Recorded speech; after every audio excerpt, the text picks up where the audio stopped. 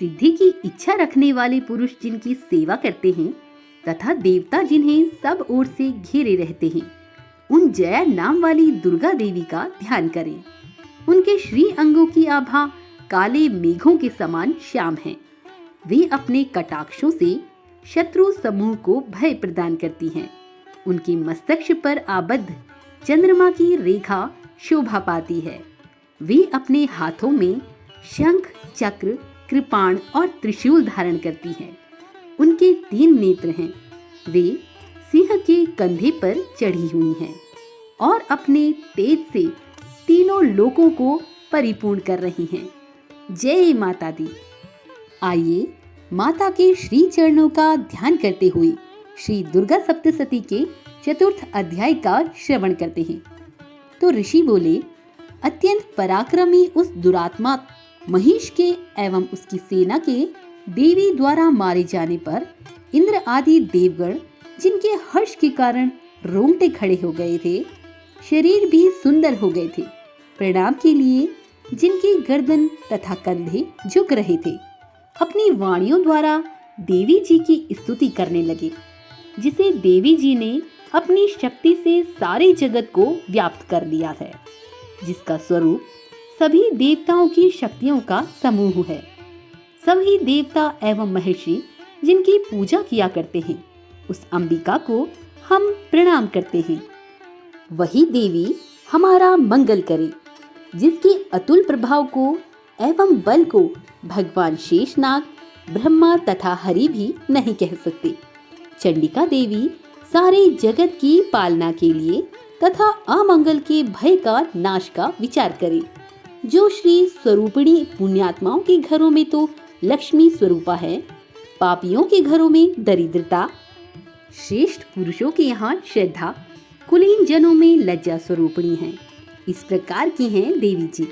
हम आपको प्रणाम करते हैं। हे भगवती, आप विश्व का पालन करें। हे मातेश्वरी, आपके इस अचिंत्य रूप का असुरों के क्षय करने वाले आपके महान पराक्रम का एवं देवता तथा असुरों के सामने संग्राम में किए गए आपके अद्भुत चरित्रों का वर्णन हम किस प्रकार कर सकते हैं। हे भगवती, आप संपूर्ण जगत का कारण हो। सत्व, रज, तम इन तीनों ही गुणों वाली होते हुए भी आप अज्ञेय हो। दोषों के कारण हम लोग आपको जान नहीं सकते। हम तो क्या, विष्णु, शिव आदि भी आपका पार नहीं पा सकते।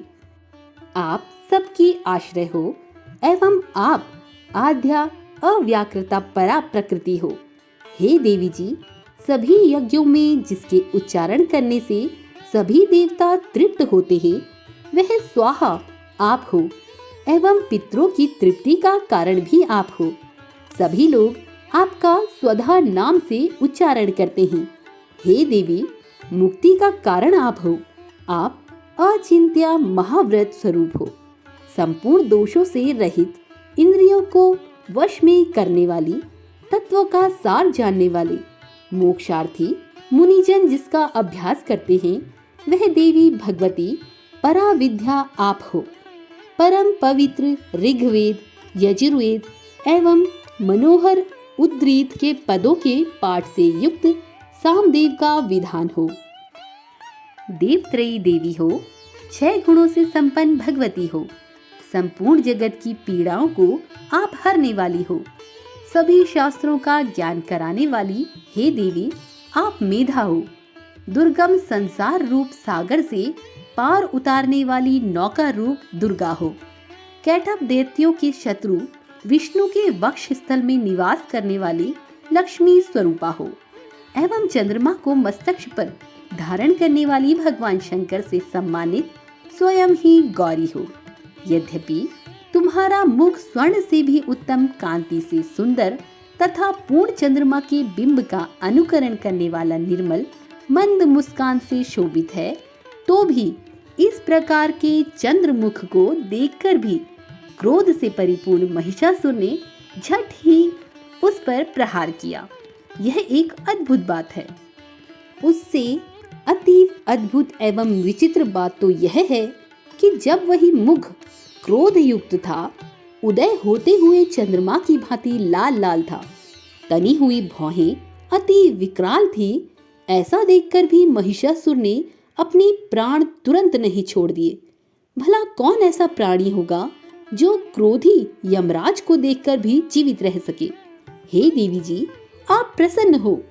तुम्हारी प्रसन्नता से जगत की उन्नति होती है। तुम्हारे क्रोध करने पर कुलों के कुल शीघ्र ही नष्ट हो जाते हैं। यह तो हमने अभी अभी जान लिया। जो महिषासुर की इतनी बड़ी भारी विशाल सेना क्षण भर में नष्ट हो गई। सर्वदा उन्नति दाता देवी जी, आप जिन पर प्रसन्न होती हैं वे ही सभी देशों में आदरणीय हैं।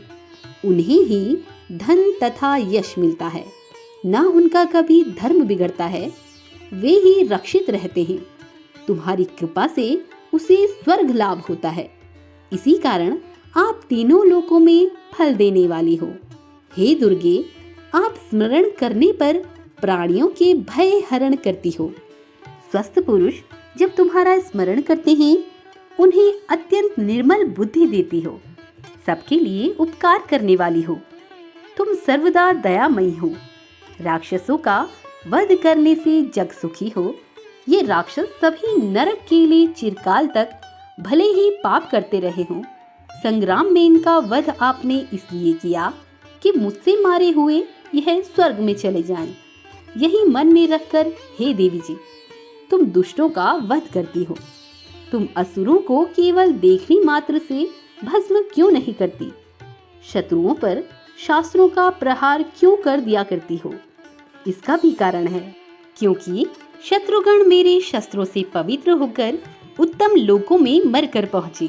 इस प्रकार आपके यह विचार अति उत्तम हैं।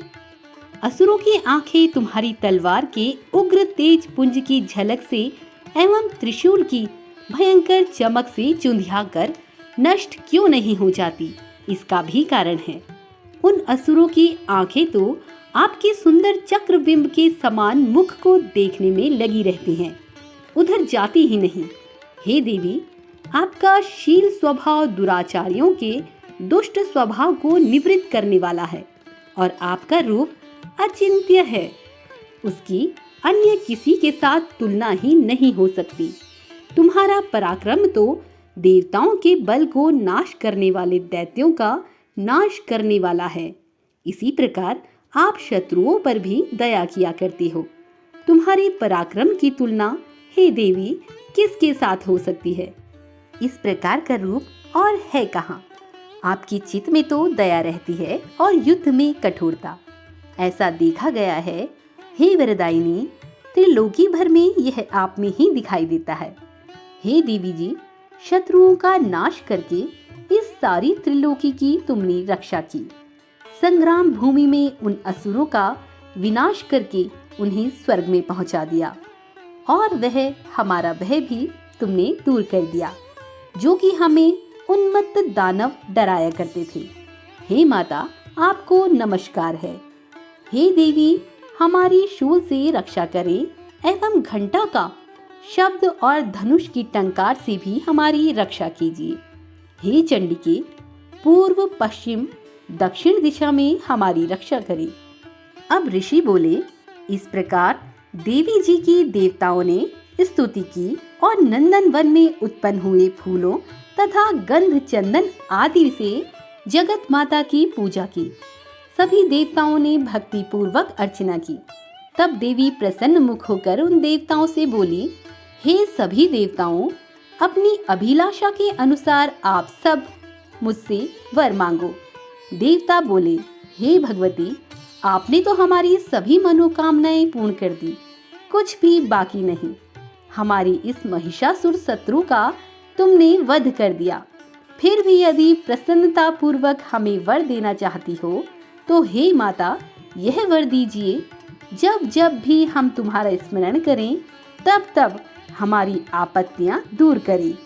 हे मातेश्वरी, जो भी मनुष्य इन स्तुतियों द्वारा तुम्हारी स्तुति करे उसे वित्त रिद्धि विभव दीजिए। साथ में उनके धन कलत्र आदि संपत्ति की भी वृद्धि कीजिए। हे अंबिके, हम पर सदा प्रसन्न रहिए। ऋषि बोले, राजन, जब देवताओं ने अपने तथा जगत के कल्याण के लिए इस प्रकार का वर मांगा, तब उन्हें तथास्तु कहकर भद्रकाली अंतर्धान हो गई। हे राजन, पूर्व काल में तीनों लोकों का हित चाहने वाली देवी का देवताओं के शरीर से जैसे प्रकाट्य हुआ, वह सारी कथा मैंने कह सुनाई। फिर जिस प्रकार गौरी के शरीर से वह देवी प्रकट हुई, दुष्ट असुरों के तथा शुंभ निशुंभ के वध के लिए देवताओं का हित करने वाली जगत की रक्षा के लिए जो जो भी चरित्र किया, वह सब मैं सुनाने लगा। श्रवण कीजिए। तो भक्तों, इस प्रकार श्री दुर्गा सप्तशती का चतुर्थ अध्याय संपन्न हुआ। अपने अगले वीडियो में हम आपके लिए लेकर आएंगे श्री दुर्गा सप्तशती का पंचम अध्याय। आपसे निवेदन है कि अगर आपको वीडियो पसंद आई तो इसे अधिक से अधिक लाइक और शेयर अवश्य किया कीजिए। तो मिलते हैं अपनी नई वीडियो में, तब तक के लिए नमस्कार।